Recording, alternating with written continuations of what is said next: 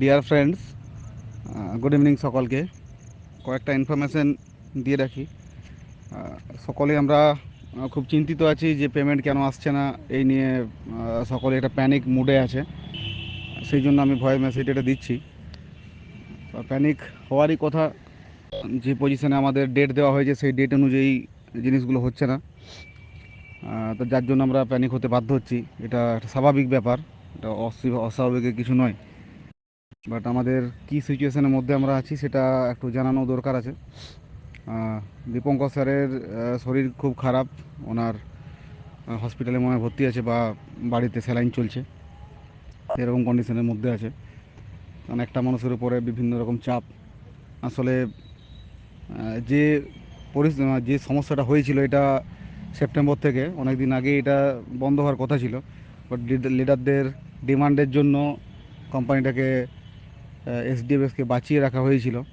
কিন্তু বাঁচিয়ে রাখার ফলে বারে বারে যতবার বাঁচিয়ে রেখেছে তাতে করে কোম্পানির ওপরে সেই লাইবিলিটিটা বেড়ে গেছে প্রতিবারের ওপরেই। তো এখন কি হচ্ছে, যখন সফটওয়্যারটা চালু থাকছে তাতে ওয়ার্কিং ইনকাম বা স্যালারি এসব জেনারেট হচ্ছে, আলটিমেটলি কোম্পানির উপরে বার্ডেনটা বাড়ছে। নতুন কোনো ফান্ড কোম্পানির কাছে যাচ্ছে না, যার জন্য কোম্পানি সিদ্ধান্ত নিয়েছে যে এসডিএফএক্সের যা কিছু ফান্ড আছে সমস্ত কিছু কিন্তু এটাকে সেটেলমেন্ট করে দেওয়া হবে। তার জন্য সকলকেই আমাদেরকে লাইভ অ্যাকাউন্টে মুভ করে যেতে হবে। প্রত্যেককেই লাইভ অ্যাকাউন্টে মুভ করার জন্য যে প্রসেসটা দেওয়া হয়েছে সেটা আশা করি সকলেই দেখেছেন আপনারা। সেটেলমেন্ট মেনুর মধ্যে একটা সেটেলমেন্ট ট্রান্সফার বলে মেনু দেওয়া হয়েছে। সেই মেনুর মধ্যে প্রথমে আমরা যারা যারা ছোট ছোট যাদের ফান্ড আছে, একত্রিত যাদের ফান্ডগুলো আমরা একসঙ্গে করতে চাইছি, তাদেরগুলোর জন্য প্রথমেই কিন্তু আমরা সেটেলমেন্ট ফান্ড ট্রান্সফার যেটা আছে সেই মেনুটা সিলেক্ট করব এবং সেখানে ওটিপি দিয়ে ওটা সেটেলমেন্ট ফান্ডে চলে যাবে। এরপরে ওয়ালেট ট্রান্সফারের মধ্যে দেখবেন যে সেটেলমেন্ট টু সেটেলমেন্ট ট্রান্সফারের একটা মেনু দেওয়া হয়েছে।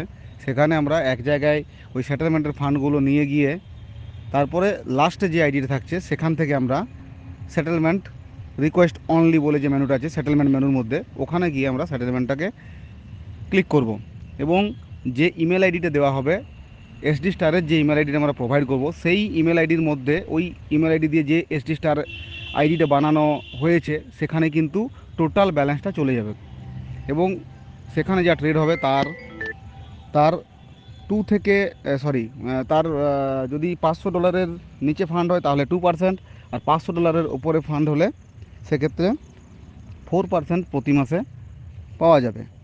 আর প্রফিট শেয়ারিং বা ফান্ড ব্যালেন্স দিয়ে যেগুলো আমরা টপ আপ করবো সেগুলো কিন্তু 4 থেকে 7% পাওয়া যাবে। তাই দুটোর এসডি স্টার অ্যাকাউন্ট যেন আলাদা হয়, মানে একসঙ্গে কেউ খিচুড়ি করে দেবেন না। অনেকেই এটা করছেন, তার রেজাল্ট কী হবে আমিও জানি না, কিন্তু যদি সমস্যা হয় আমি কীভাবে তার সলিউশন হবে আমার এখনও পর্যন্ত জানা নেই। কেউ কী করছে যে প্রফিট শেয়ারিংয়ের ফান্ডটাও একটা এসডি স্টারে নিচ্ছে, আবার সেটেলমেন্টের ফান্ডটাও ওই একটা এসডি স্টার এফেক্সের মধ্যেই ব্যালেন্সটা নিচ্ছে, দিয়ে এরপরে কী ট্রেডিং হবে এবং ট্রেডিংয়ে কী পার্সেন্টেজ দেবে সেটা কিন্তু আমার কাছে পরিষ্কার নয়। যার জন্য দুটোকে আলাদা যদি আমরা করি, একটা প্রফিট শেয়ারিংয়ের জন্য আলাদা একটা এসডি স্টার এফেক্সের অ্যাকাউন্ট ইউজ করব, আর সেটেলমেন্টের ফান্ডের জন্য একটা আলাদা এসডি স্টার এফেক্সের অ্যাকাউন্ট ইউজ করব। তাহলে দুটোতে আলাদা আলাদা পার্সেন্টেজ আসবে, সেক্ষেত্রে আমাদের কোনো অসুবিধা হবে না। তো মোস্ট প্রবাবলি এসডিএফএক্সের বা সূর্যা প্লাস যে সমস্ত সাইটগুলো আছে এই সাইটগুলো আস্তে আস্তে ডাউন হয়ে যাবে। তো ডাউন করে দেওয়ার আগে সমস্ত আমাদের যে ফান্ডগুলো আছে, প্রিন্সিপাল অ্যামাউন্টগুলো আছে, এগুলোকে প্রত্যেককেই কিন্তু সেটেলমেন্টগুলো করে নিতে হবে।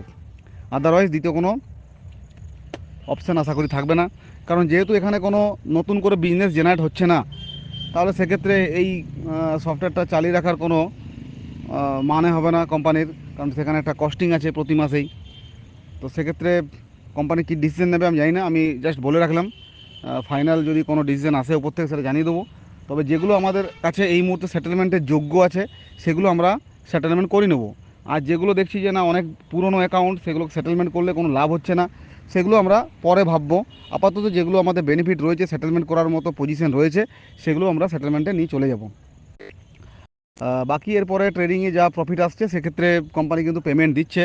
সেটা এডুকেশন থেকেও যদি কেউ ট্রেড করছে, এডুকেশনও যে MT5 অ্যাকাউন্ট সেখান থেকে ট্রেড করেও কিন্তু তার যদি প্রফিট হচ্ছে সেটা কিন্তু উইথড্রল করতে দিচ্ছে। অনেকেই উইথড্রল করেছেন, সেখানে পেয়েছেন। বাকি সমস্ত কিছুই কোম্পানির যা চিন্তাভাবনা আছে, তাতে করে কারোর কারোকে নিঃস্ব করে দিয়ে চলে যাবে না, সেই ধরনেরই চিন্তাভাবনা রয়েছে কোম্পানির।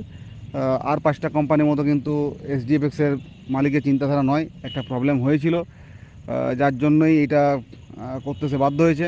কারণ এই মার্কেটটা এরকমই, এর যদি বিহেভিয়ার কেউ জানে তাহলে সকলেই সেটা বুঝতে পারবে। কারণ যদি কেউ নিজে ট্রেড না করে তাহলে এর চরিত্রটা বোঝা খুব মুশকিল। তার জন্যই কোম্পানি চাইছে সবাই নিজের নিজের একটু ট্রেড করে দেখুক। যেহেতু এসটি স্টার বা নিজের অক্টা এফএক্স, যে যেমন পারবে ট্রেনিং নিয়ে ট্রেড করতে গেলেই বুঝতে পারবে যে মার্কেটটা কী ধরনের ব্যাপার আছে।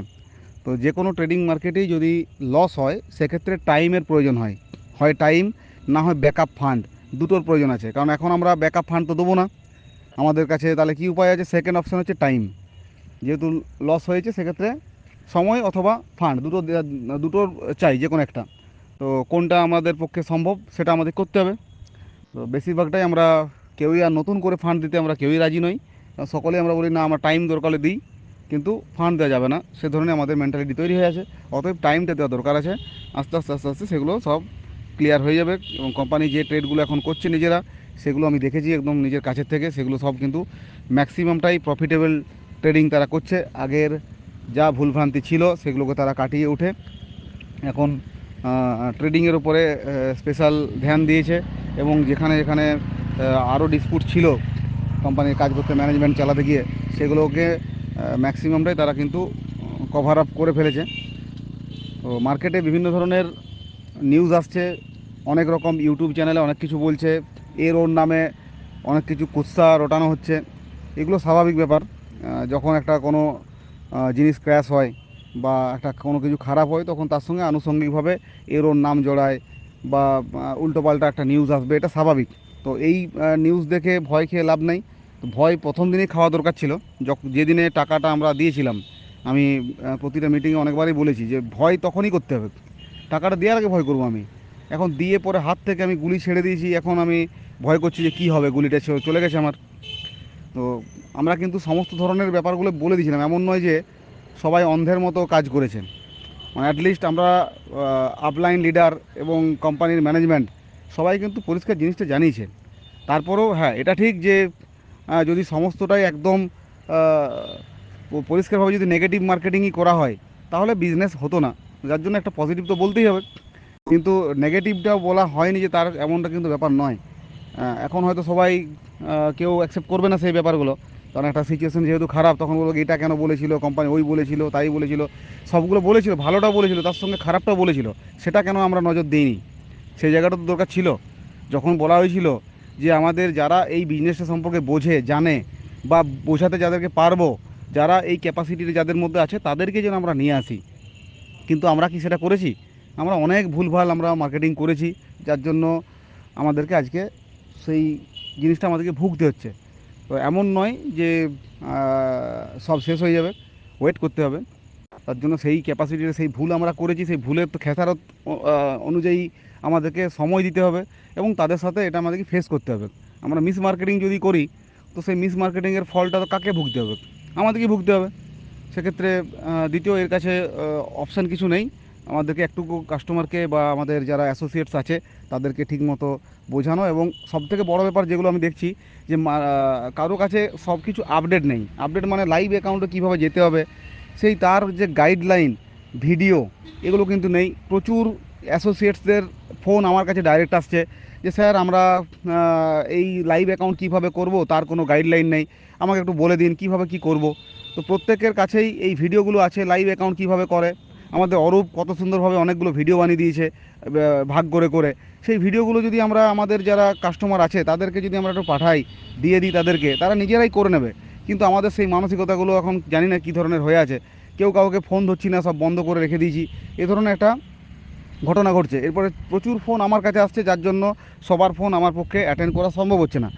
তার কারণ অনেকে হয়তো মনে করছে যে সৌরভ দা ফোন রিসিভ করছে না, বা এখন আমাদেরকে বলে দিয়ে আমাদেরকে নিজেরা কেটে পড়ছে। তো এরকম মোটেই নয়। মানে আমি যে কীভাবে লেগে আছি সেটা আমি জানি। অনেক কিছু জিনিস সবার সামনে হয়তো বলা যায় না, কিন্তু আমি এসডিএফএস থেকে কীভাবে রিকভারি হবে, তার কী প্রসেস চলছে, কোথায় কী হচ্ছে না হচ্ছে, আমি কিন্তু সেগুলো আমি দেখছি বা সেই লেভেলে আমি কথাবার্তা বলছি। সেগুলো আমার লেভেল থেকে আমার চলছে, সেগুলো সব কিছু ডিসক্লোজ করা ঠিক নয়, কারণ কোম্পানি যে পদ্ধতিতে হাঁটছে তাতে করে দেখা যাচ্ছে তাদের যে ইচ্ছা সেটা হচ্ছে এসডি স্টারকে আমাদেরকে জীবিত রাখতে হবে, এবং সেখান থেকে একটা এই যে ব্রোকার হাউস তৈরি করেছে এই ব্রোকার হাউসকে একটা ভালো জায়গায় নিয়ে গিয়ে পৌঁছাতে হবে। এবং এটা হচ্ছে ট্রেডিশনাল একটা বিজনেস। নেটওয়ার্ক মার্কেটিং, যতগুলো নেটওয়ার্ক মার্কেটিং সিস্টেম আছে সেগুলো একদিন না একদিন ফেলিওর হয়ই হয়। এমন কোনো নেটওয়ার্ক মার্কেটিং নেই যেটা বরাবর ধরে চলছে, কয়েকটা প্রোডাক্ট মার্কেট ছাড়া। বাকি সমস্ত নেটওয়ার্ক মার্কেট মানেই 99.99% নেটওয়ার্ক মার্কেট ক্র্যাশ হয়। তো এটা স্বাভাবিক। সেই জায়গায় ডিস্ট্রিবিউশন অনেক বেশি ছিল যার জন্য এটা হয়েছে, কিন্তু কোম্পানি আস্তে আস্তে নিজের পদ্ধতিতে আসছে, যেখান থেকে কোম্পানির ডিস্ট্রিবিউশন একদমই কমে যাচ্ছে, যেটা কোম্পানির পক্ষে এটা সম্ভব। তো লাস্টের অনেক ফান্ড ডিপোজিট হয়ে যাওয়ার জন্য কোম্পানির উপর একটা বার্ডেন তৈরি হয়েছে। অনেক ওয়ার্কিং দিয়ে আমরা টপ আপ করেছি, অনেক ফান্ড ব্যালেন্স দিয়ে, স্যালারি ব্যালেন্স দিয়ে আমরা টপ আপ করেছি। এই কারণের জন্য কি হয়েছে যে কোম্পানির উপর লাইবিলিটিটা আরও বেড়ে গেছে, যার জন্য একটা আরও বার্ডেনটা বেড়ে যাওয়ার জন্য একটা সমস্যা হচ্ছে। বাট কোম্পানির এই মুহূর্তে স্যারের শরীর খারাপ থাকার জন্য আমরা কন্ট্যাক্ট করে উঠতে পারছি না। আমরা রিসেন্টলি একটা স্যারের সাথে ভিডিও কনফারেন্সের অ্যারেঞ্জমেন্ট করব। যারা আমাদের টপ আপ লাইন লিডার বা আমাদের যে আমরা যারা গ্রাউন্ড লাইন যারা লিডার ছিলাম তাদের কতটা কি তাদেরকে আমরা অ্যাটেন্ড করাতে পারি সেইগুলো আমরা দেখছি। সেই করে আমরা একটা অ্যারেঞ্জমেন্ট করার চেষ্টা করছি, সকলকে আমরা জানিয়ে দেবো সেই সময়টাই। তো প্যানিক হওয়ার কিছু ব্যাপার নেই, সো কাস্টমারদেরকে একটু ধৈর্য ধরতে হবে, কারণ তারা এখানে ডিপোজিট করেছে, যে সিস্টেমে রেখেছে সেই জায়গাটা হচ্ছে আনস্টেবল জায়গা। তো আনস্টেবল জায়গায় যখন কোনো ডিপোজিট রাখা হয় তো সেক্ষেত্রে তাকে সময় বা জ্ঞান দুটোই থাকা উচিত আছে। সেই অনুযায়ী বুঝে আমাদেরকে একটু তাদেরকে গাইড করা বা বলে দেওয়া, এটা আমাদের কাছে একটা কর্তব্য আছে, সেটা আমাদের করতে হবে। আর প্রত্যেককে অনুরোধ করব, সকলে কিন্তু আপনারা ফোনটা ধরবেন, কাস্টমারকে বা অ্যাসোসিয়েটস বা আপনার ডাউনলাইন তাদেরকে গাইড করা, এগুলো কিন্তু করতে থাকুন। আমাদের একটা ট্রেনিংয়ের যে গ্রুপ আছে সেই গ্রুপের মধ্যে দেখবেন যে ভিডিওগুলো দেওয়া আছে, অনেক প্রচুর ভিডিও দেওয়া আছে। এসডি স্টারে কীভাবে অ্যাকাউন্ট করতে হয়, কীভাবে সেটেলমেন্ট করতে হয়, সমস্ত ভিডিওগুলো অরূপ বানিয়েছে, সেই ভিডিওগুলো একটু দেখুন। বা আমাদের যারা গ্রাহক আছে বা যারা আমাদের অ্যাসোসিয়েটস আছে তাদেরকে আমরা যদি সেগুলো প্রোভাইড করি, আশা করি আমরা অনেকটা এখান থেকে রিলিফ হতে পারবো। আর এখনও পর্যন্ত লাইভ অ্যাকাউন্টের পেমেন্ট কিন্তু চলছে, সেখানে কিন্তু কোনো ডিস্টারবেন্স নেই। হয়তো মাসের মাঝামাঝি সময় যেগুলো কেউ উইথড্রল করেছে সেগুলো একটু লেট হয়েছে, বাট মাসের প্রথম দিকে যেগুলো উইথড্রল হয়েছে সেগুলো সব কিন্তু টাইমলি অন টাইমে 2 থেকে 3 দিনের মধ্যে পেড করে দেওয়া হয়েছে। তো আর বিশেষ কিছু বলছি না, সকলেই ব্যাপারটা বুঝতে পারছেন। সেই হিসাবে সকলে নিজেরা একটু ধৈর্য সহকারে থেকে একটু কাজগুলোকে গুছিয়ে নিন। আর যতটা সহযোগিতা করা সম্ভব আমাদের লিডারদের পক্ষ থেকে, আমরা যারা কাজ করেছি আপলাইন হিসাবে, আমাদের যে নৈতিকতা বা দায়িত্ব সেখান থেকে আমরা সরে পড়ছি না, আমরা আছি। সেটা যতটা যতটা সম্ভব আমরা সাহায্য করার জন্য আমরা রেডি আছি। সকলকে অসংখ্য ধন্যবাদ ভয়েসটি শোনার জন্য। Thank you.